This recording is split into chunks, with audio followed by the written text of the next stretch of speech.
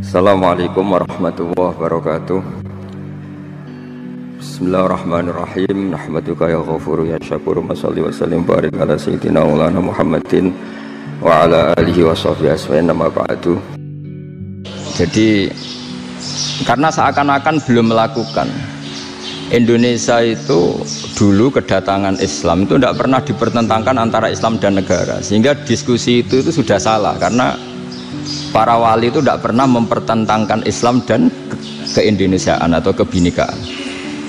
Satu, bahwa para wali itu misinya dakwah. Di mana-mana dakwah itu pasti ketemu yang berbeda, mulai beda agama, beda pilihan madhab, beda tradisi, beda kultur. Jadi itu tidak perlu dipertentangkan, tapi malah itu jadi lahan dakwah. Sehingga kita ini kalau diminta diskusi hubungan negara dan agama malah bingung, memangnya kenapa? Itu seperti dulu zaman P4, saya punya kawan di Jogja, teman saya nulis tafsir Profesor Zaini, itu pernah zaman Pak Erto disuruh sosialisasi P4 di Papua. Apa hubungan Pancasila dan UUD 45? Itu orang Papua jawab, hubungannya baik-baik saja Pak. Jadi yang unik itu ketika disuruh baca Pancasila, 1 Pancasila, 2 ketuhanan yang Maha Esa. Nah, akhirnya 6 kan? Kenapa Pancasila jadi 6? Yang unik itu ketika ditanya, ini saya melihat langsung di TV 7 itu, Indonesiaku itu, ada anak-anak kecil ditanya, bendera ini milik siapa? Bendera merah putih itu. Jawabannya apa? Milik sekolahan Pak aja. Karena memang milik sekolahan. Itu yang tanya itu kaget. Milik sekolahan Pak. Nah, tentang tema ini mohon dibaca ini langsung start ya, langsung serius, karena tadi sudah kayak jurkam tadi, ini yang langsung khas ilmuwan. Ini sebagai penghormatan saya pada Yunisma, ini khas keilmuan. Imam Zuhri adalah gurunya Imam Malik. Ya, saya ulang lagi ya, Imam Zuhri adalah gurunya Imam Malik. Halaman 29. Ini langsung start, saya baca halaman 29. Ini terutama yang para punggawa-punggawa ini, saya baca ya. Ini teks tidak ada yang saya rubah, memang persis seperti ini. Bismillahirrahmanirrahim. Yaqulu Zuhri, ini gurunya Imam Malik. Fama futiha fil islami fathun qablahu kana a'zama minhu.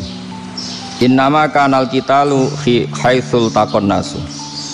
Falamma kanatil hudnatu wa wadu'atil harbu wa amana nasu ba'duhum ba'du wal taqaw fatafawadu fil hadits wal munaza'ah falam yaklim ahadun bil islami yaqilu syai'an illa dakhula fihi walaqad dakhalataini kasanaten mithlu man kana fil islam qabla dzalika wa aktsar.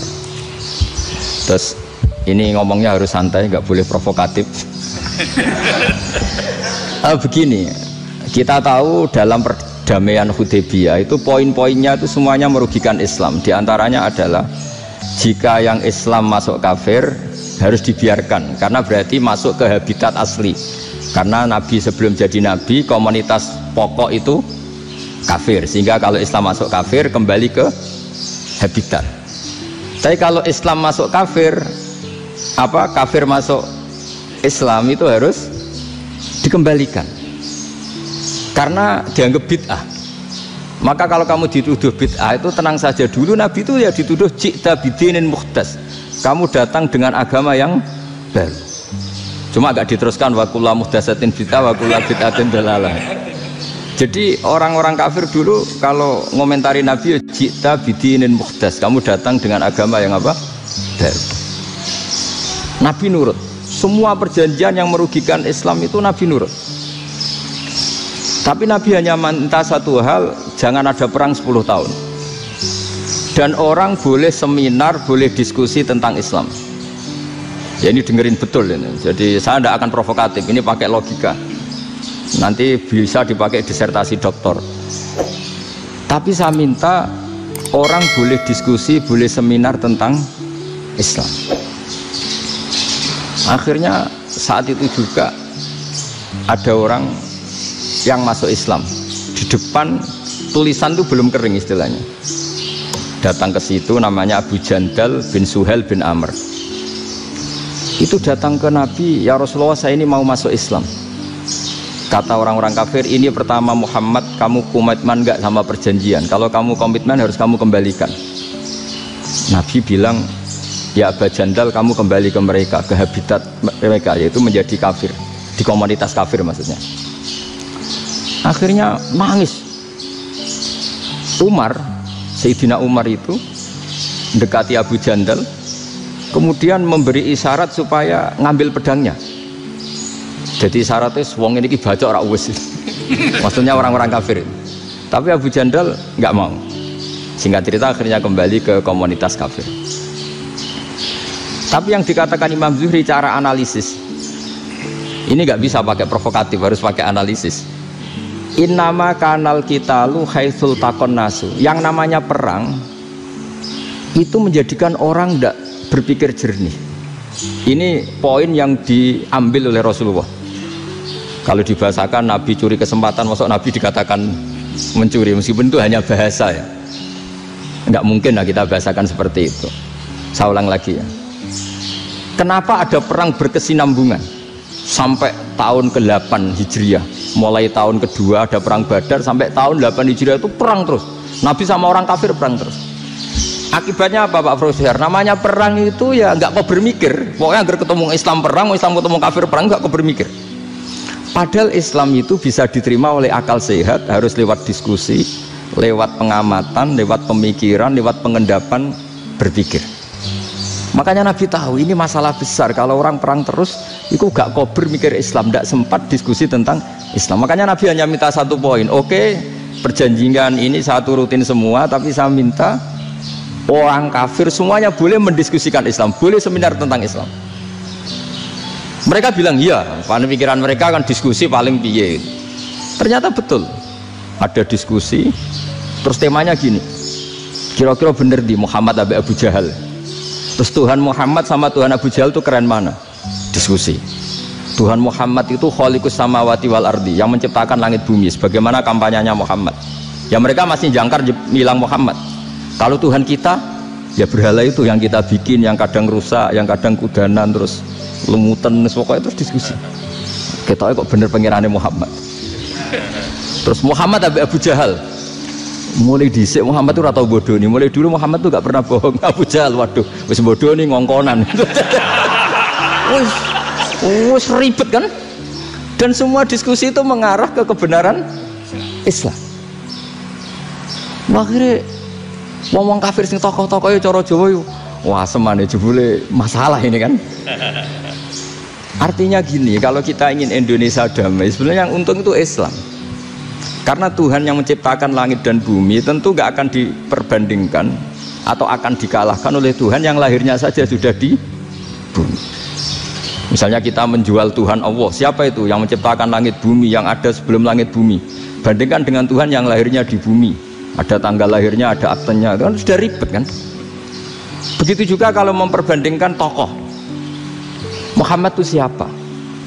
Tokoh yang bisa menyatukan pan-Arabik, tokoh yang begini-begini, yang sayang istri, sayang keluarga, dibandingkan dengan tokoh Abu Jahal, Abu Lahab yang corong jauh penggaweannya yang ngerugikan orang lain. Akhirnya orang itu mulai tertarik sama Islam. Makanya kata Az-Zuhri pakai bahasa dulu, falam yaklim ahadun bil Islam. Tapi kalau sekarang yang populer itu bahasa yatakallam.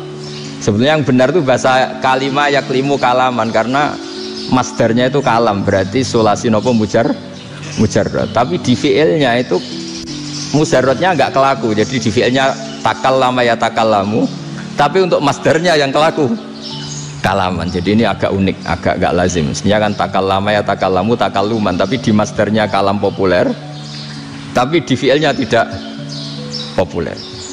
Saya teruskan ya, ini penting sekali. Jadi menjual Islam, kalau boleh dibahasakan menjual, itu tetap enak dalam kondisi damai. Karena kalau kita perang, itu bawaannya kalau ketemu ya perang. Kalau ketemu perang, sehingga orang itu rakober diskusi dulu. Saat benernya Islam sampai kafir itu bener di. Karena tidak kober diskusi, tidak sempat diskusi, orang yang milih yang kafir. Karena yang mayoritas yang kuat. Sementara Islam zaman itu lemah. Lah Nabi itu yang diminta hudnah, yang penting kita damai. Terus orang boleh mendiskusikan benar mana kita dan mereka. Ya setelah diskusi ya tadi kan nggak mungkin Allah yang begitu keren hebat pencipta langit bumi dibandingkan berhala yang mengurus dirinya sendiri saja tidak bisa. Walhasil terus orang mulai tertarik sama Islam dan aturannya nggak boleh dilarang diskusi itu. Nah makanya saya pernah ditanya beberapa profesor di Jogja, Gus suatu saat kalau kampus paling keren di Jogja ini ada Islamic Studies kemudian pengajarnya dari berbagai agama, ini riskan nggak bagi Islam? Saya jawab asal yang didiskusikan Islam itu nggak masalah, yang repot itu nak umat Islam. Karena kalau umat Islam yang jadi percontohan, banyak raja yang dolim, banyak pemimpin muslim yang dolim, terus identik dengan Islam itu jadi dolim kan ribet. Ya kalau pas umat Islam, kalau Islam yang kumat kan jadi masalah kan. Nah ini kan terus jadi beda umat Islam sama Islam yang lagi apa? Kumat. Singkat cerita terus Islam mendapat posisi yang luar biasa. Nah makanya di sini diistilahkan falam makanatil hudnah, ketika ada perdamaian wa amanan nasu ba'dum ba'do, orang merasa aman itu fatafawadu fil hadis wal munazaah, mereka berdebat. Munazaah itu berdebat, keren mana konsep Muhammad dengan konsep Abu Jahal, keren mana konsep Tuhannya Muhammad dengan Tuhan kita, terus diskusi dan mereka akhirnya ikrar, wah yang benar ya Muhammad lah. Di mana-mana Tuhan tuh ya sebelum langit dan bumi, di mana-mana Tuhan ya punya reputasi menciptakan. Masa Tuhan reputasinya diciptakan kayak berhala dan sebagainya. Ibadah juga gitu. Ibadah wong kafir itu kalau tawaf itu telanjang, ibadah Muhammad santun pakai pakaian. Terus akhirnya mereka mulai tertarik Islam. Sehingga saya lihat di beberapa tafsir, saya memang tidak akan ngomong yang tidak serius, ngergani Unisba ben sawangane pemikir serius. Di Quran itu sampean lihat di tafsir Tobari itu ada ayat bal naqzifu bil haqqi 'alal batil fayadmaghuhu fa idza huwa zahid. Qadzafa itu kalau di kamus tak lihat itu takallama bila dalilin.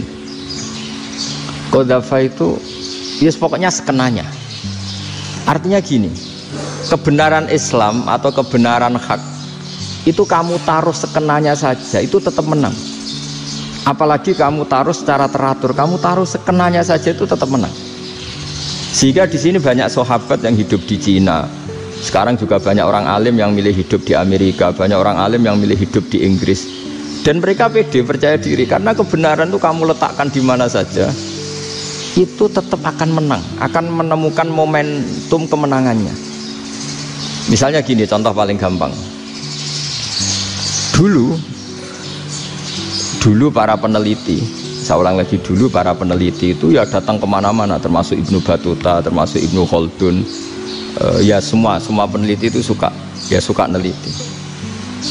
Setelah diteliti, Quran itu satu-satunya kitab suci yang membicarakan sains, misalnya tentang falak, tentang astronomi, tentang asal-usul kejadian manusia, kejadian makhluk, juga bicara tentang geografi, geologis, semuanya. Sementara kitab lain hanya cerita tentang mawaid wal hikam wal ibar. Jadi diteliti kayak apa, pada akhirnya hak ini yang menang. Bal naqdhifu bil haqqi 'alal batil fayadmaghu fa idza huwa zahid. Saya berkali-kali cerita, ada ulama yang ahli matematika. Ketika ditanya kenapa kamu suka ngajar matematika, sampai muridnya itu ragu, ini guruku mlebu swarga ta ora, penggaweane mulang matematika. Tapi para muridnya bermimpi bahwa Imam Amudi itu disuruh ngajar para malaikat. Dan itu pede betul dia. Kata Allah, ini ulama saya yang iman kepada saya setingkat iman kamu.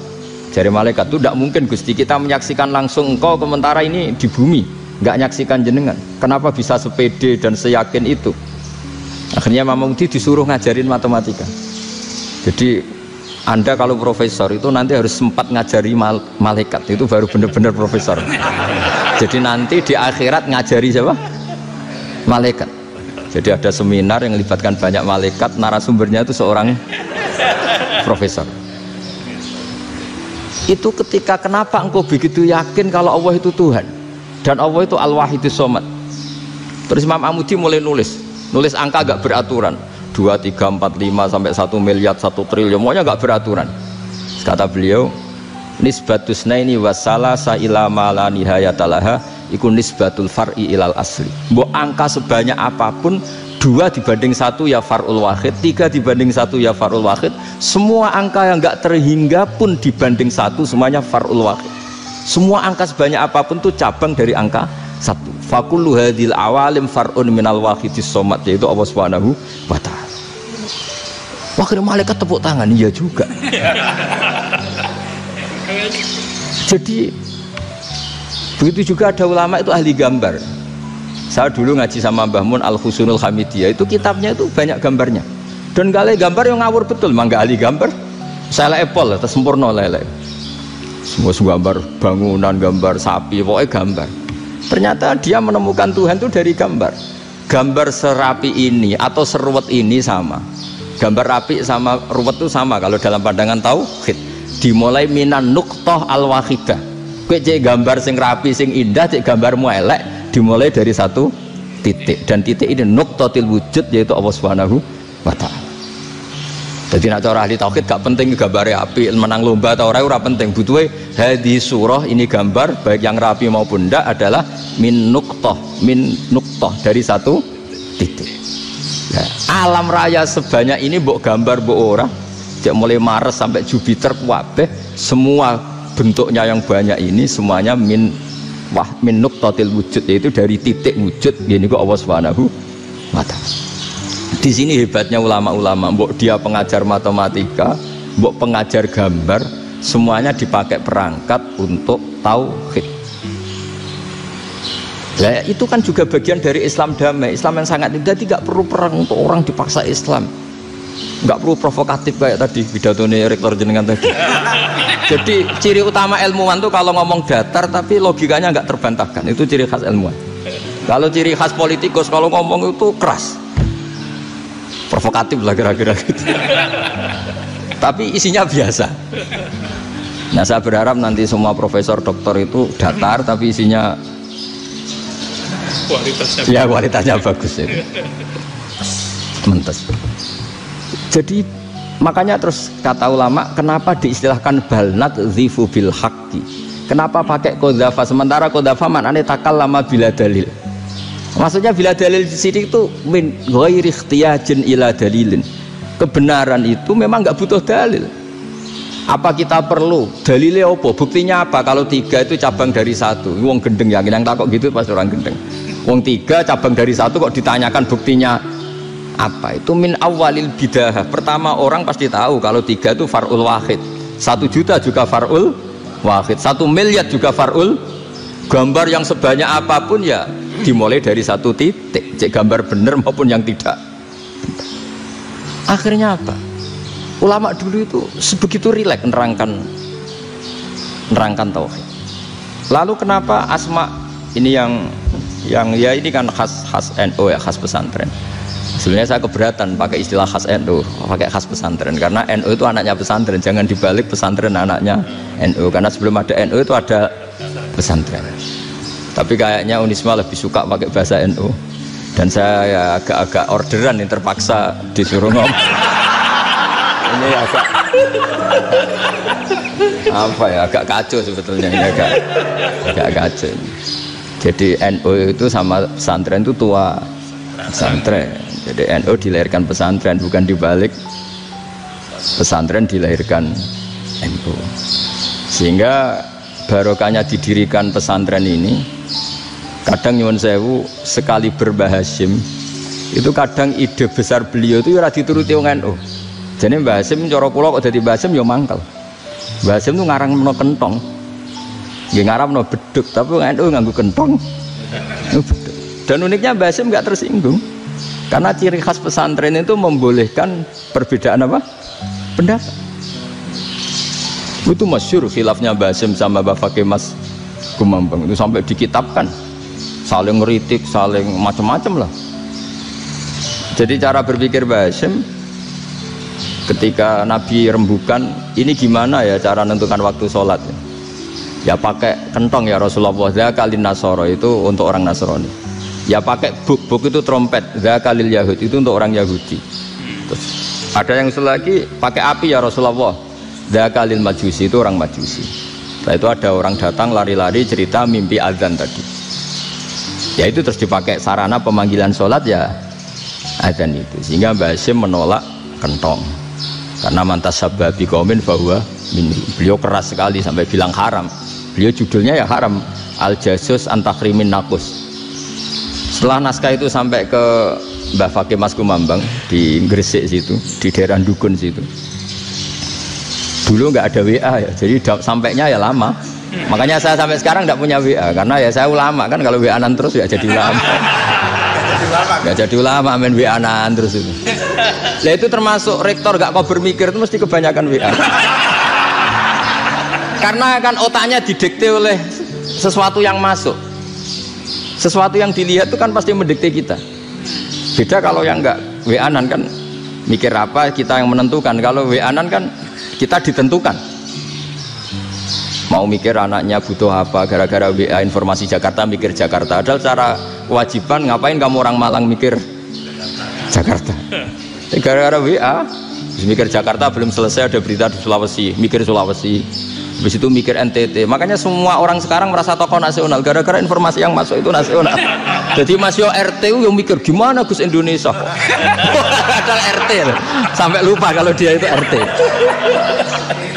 Jadi semua orang sekarang merasa tokoh nasional. Dan itu gara-gara apa coba? Akhirnya semua orang juga punya ide tentang nasional. Harusnya negara itu gini-gini. Jebule wonge sing duwe ikon itu sapa? RT. Ribet kan? Saya teruskan. Setelah naskah itu sampai ke Kiai Fakih Mas Kumambang. Beliau itu marah besar. Ini harus dilawan, dan saya bukan karena benci Mbah Hasyim. Beliau teman saya ketika ngaji Kiai Mahfud di Mekah. Jadi Mbah Fakih dan Kiai Hasyim itu teman ketika ngaji di Mekah. Secara ngelawan tuh lucu, gak ilmiah, tapi gak ilmiah wong alim tetap ilmiah. Di mana-mana serupa itu tidak sama. Ya kalau mungkin zaman Nabi di Medina itu, zaman itu kentong itu identik dengan milik Nasrani. Di Indonesia beda. Pos kampling ya kentong, kebakaran ya kentong, wae sarapan orang di LP ya pakai kentong. Jadi tidak ada jaminan kalau kentongan itu identik dengan Nasrani. Lalu haramnya di mana? Yang di mana-mana tasabuh itu identik. Ini tidak identik. Mulai masalah kan? Mulai masalah. Jadi beliau gaya judul Hazruus. Hazruus itu kepala bergeleng-geleng. Sekarangan kok ngene. Jadi sekarangan kok provokatif gitu gitu. Nah. Dan itu Mbah Hasyim ya hormat Mbah Fakih hormat Mbah Hasyim. Saya sendiri secara pribadi itu lebih suka pendapat Mbah Hasyim sebetulnya. Karena bagi saya sholat itu sakral, ya sudahlah kalau sakral ya dipanggil dengan sesuatu yang sakral yaitu kalimat thayyibah adzan. Tapi saya tidak akan bilang kalau kentongan itu haram. Karena kalau haram alasannya mirip orang Nasrani. Sementara pos kampling ya pakai kentong, ada banjir ya kentong, ada kebakaran ya kentong. Jadi tidak identik untuk misa atau untuk sholat ala Nasrani. Tapi itu dulu ya rileks saja, dua beliau itu ya saling menghormati padahal saling kritik. Dan dulu ulama yang beda madhab itu ya saling menghormati. Imam Syafi'i itu kalau sholat di kawasan Masjid Abi Hanifah ya tidak kunut. Ketika ditanya kenapa kamu tidak kunut sementara engkau berpendapat kunut itu sunat, ikroman di hadal madhab, saya sangat menghormati madhab.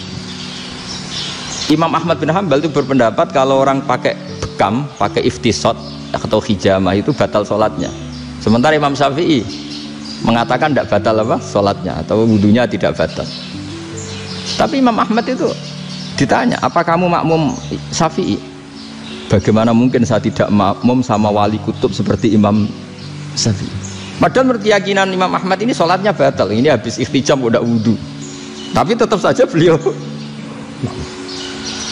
Karena perbedaan pendapat di furu' itu lazim. Ya orang boleh berdebat lah. Ketika Unisma datangkan saya, itu saking senengnya kiai, apa saking sombongnya sampai ngatur kiai, kan nggak pernah bisa diperdebatkan. Itu kan orang boleh debat kan? Itu saking angkuhnya apa saking senengnya kan nggak jelas kan? Kan dan orang boleh setuju pendapat saya, yaitu ngatur kiai itu haram. Setuju juga Pak Rektor, ekspresi mahabbah itu ya macam-macam. Dulu sahabat ya gitu, sahabat itu ada yang nggak kenal wajahnya Nabi sama sekali sampai akhir hayatnya. Ketika ditanya, lo kamu itu sahabat kok nggak tahu wajahnya Nabi? Saya tidak pernah berani memandang Nabi karena ijlalan Nabi. terlalu menghormati saya sehingga tidak berani memandang wajahnya. Ada sahabat yang penggawaannya dulu wajah Nabi sampai bisa nyifati alfiu faminunil hajib, sampai bisa nyifati detail karena dulu wajah Nabi itu ibadah. Ada seorang wali ditanya, kalau kamu di surga ingin nggak melihat Allah? Enggak. Loh, tapi semua orang ingin melihat Allah. Unazzihu dzalikal jamal an-nadhari misli, ben gak elek-elek Allah tak delok terima aku. Wong ra jelas. Berarti kamu kok delok pengira. Banyak. Jadi justru tapi karena saking takzimnya. Ndaklah mosok aku kok. Makanya saya berkali-kali cerita, menurut kesepakatan ulama soft awal itu paling baik. Tapi banyak juga wali yang kalau sholat itu di belakang.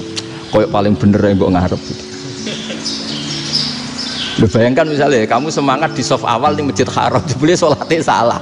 Itu dari malaikat gayane kok ngarep, jebule ra roh. Iku di sini-sini wong. Jebule bodoh gitu. Gayane kok ngarep jebule.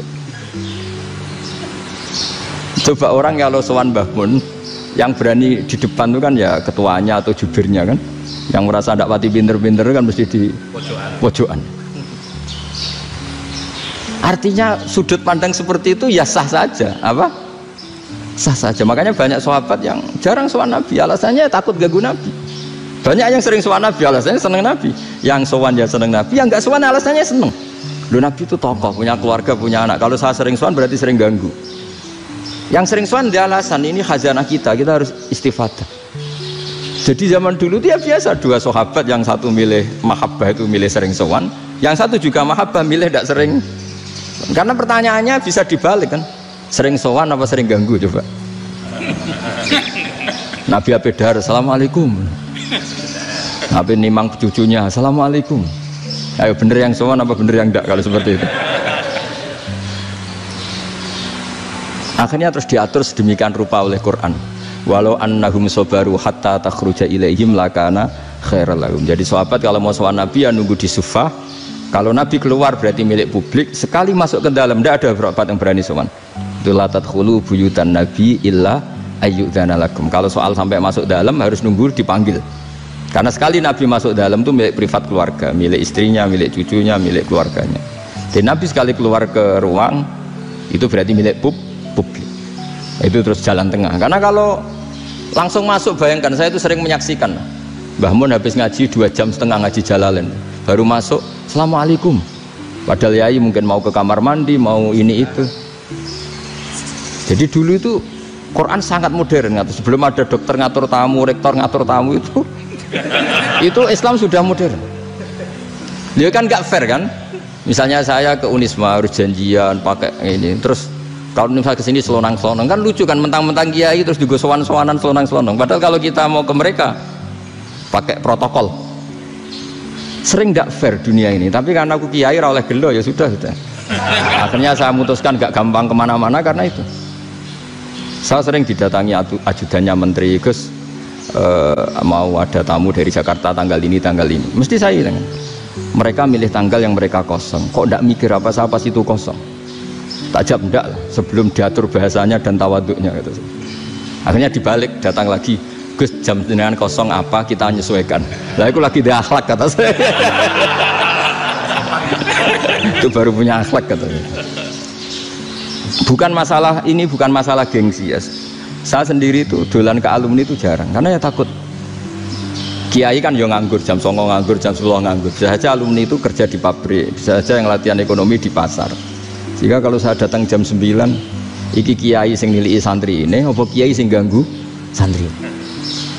Nah karena orang ini melakukan rutin, gak kok berpikir, pokoknya ini jenenge silaturahim.